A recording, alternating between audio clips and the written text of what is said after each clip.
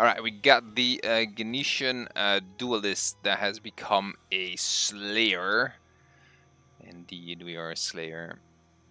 Where do we start? Let's start with the promotion class over here.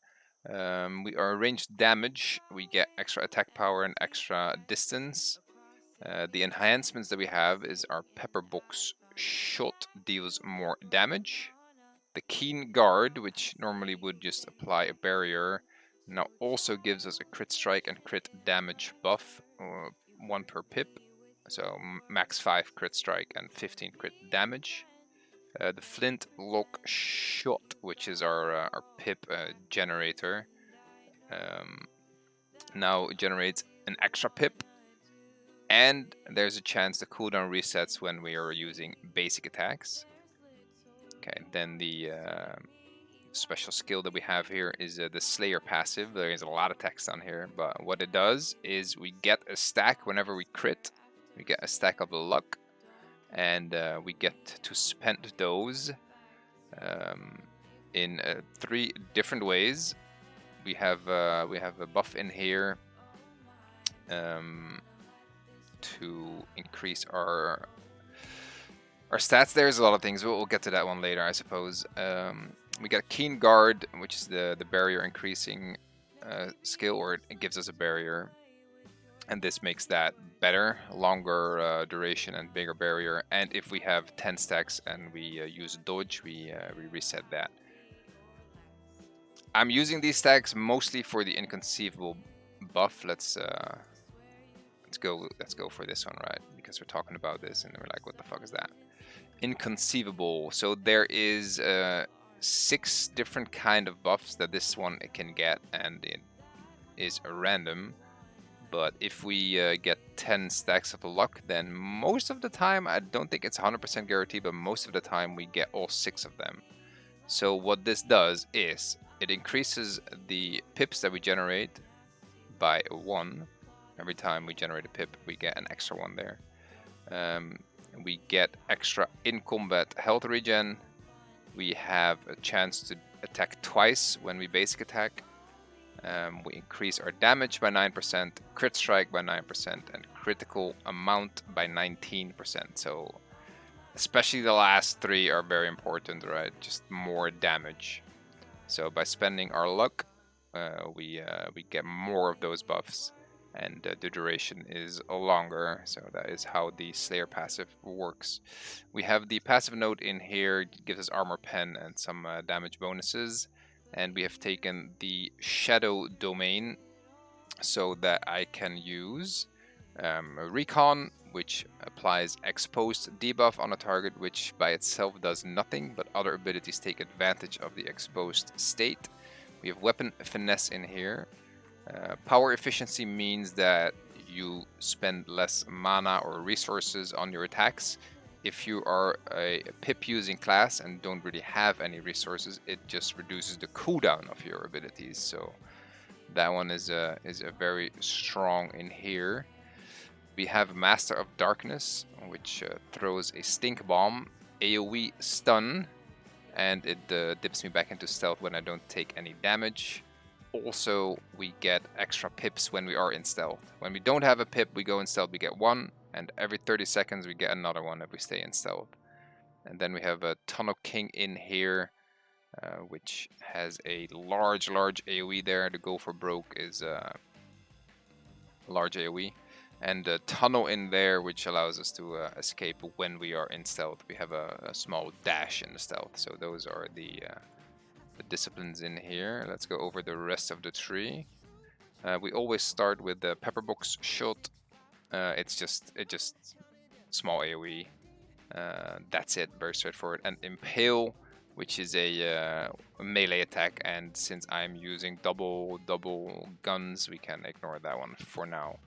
We've taken the passive cluster down here for extra dexterity. Same up here, more dex. Then we have the Flintlock shot in here, which is a great pip generator. It gets 2 pips per hit. And if we hit an exposed enemy, they get knocked down, take more damage, and we get an extra pip. That's why we have the recon in there. It's also available in the tree here, but it saves us a skill point by using it as a minor, right? We have snipe in here, which we can use from stealth. It generates pips and debuffs the target, 10% less damage. And if we hit an exposed target, it is 100% crit and an additional pip. Rapid shots right here is a channeled ability. It just deals damage and increases our crit chance by a little bit. If we hit an exposed target, while they attack or use an ability, they are knocked down and take more damage. So all these things have some synergies with the exposed state, right? Another passive cluster down here with some stats in there. We have Feral Instincts.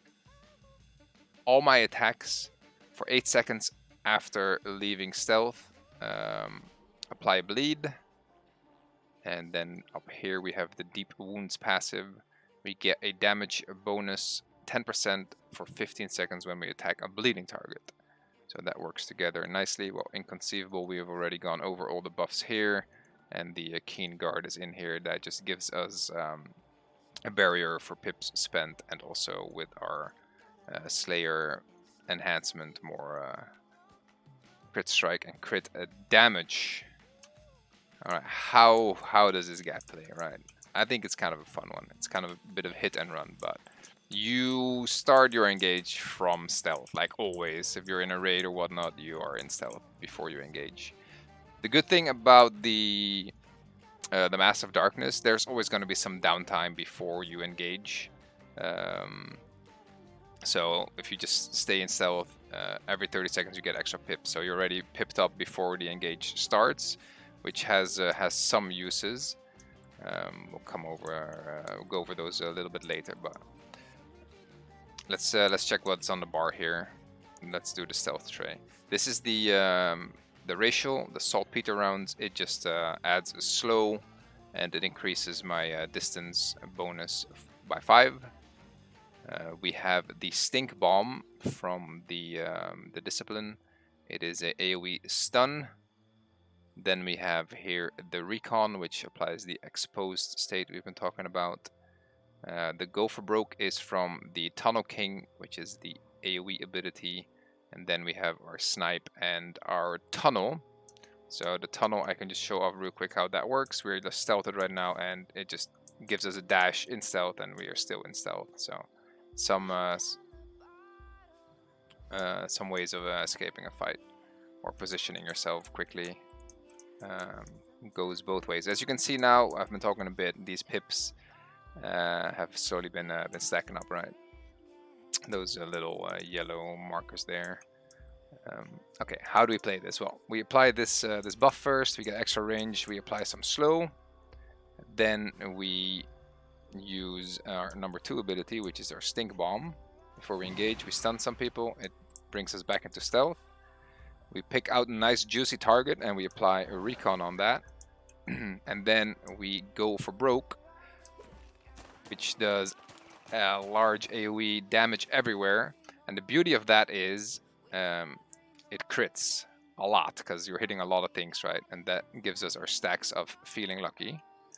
I might have forgotten to mention that part, but the Feeling Lucky stacks, we generate them by critting. So now we have all these things stacked up. Then we use the snipe ability that also brings us out of stealth and generates pips.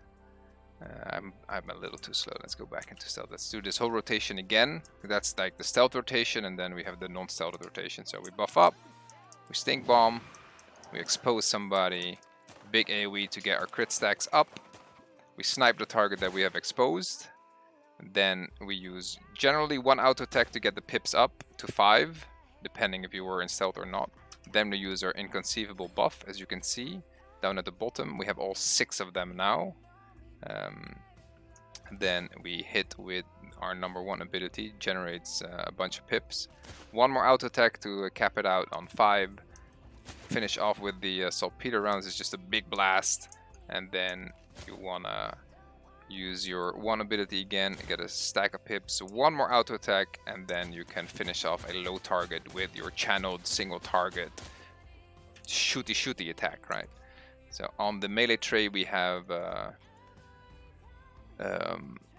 our flintlock shot is just great at generating pips, and the rapid shots, which is a channeled ability, and the pepper box shot just burns your pips for big blast of damage, and the inconceivable is down there with all the buffs and stuff. There's one more thing: the keen guard. Using pips for this in combat is a little tricky. Because it takes a while to stack your pips up again, and this doesn't do much on its own other than giving you a barrier, but it does give you extra critical strike and critical damage, so it would be a good thing to somehow squeeze that in there. So the beauty is, if you are waiting on an engage in stealth, you could get your pips stacked up, right? Every 30 seconds we get a pip, so it would take 2 minutes to get 5 pips. Let's say we have been waiting on an engage, we're defending an area, and we are in stealth and we already have our pips. Then before we go for an engage, we could pop the buff already. It lasts for a while, so we just get this barrier up. As you can see, it's quite a big barrier, and then you get to dip into stealth, and you still have 20 seconds of the effect here. So the whole rotation looks like this: buff up, stun things, expose a single target, get all your crit stacks up, snipe your exposed target, hit him with the flintlock shot, get all your buffs up,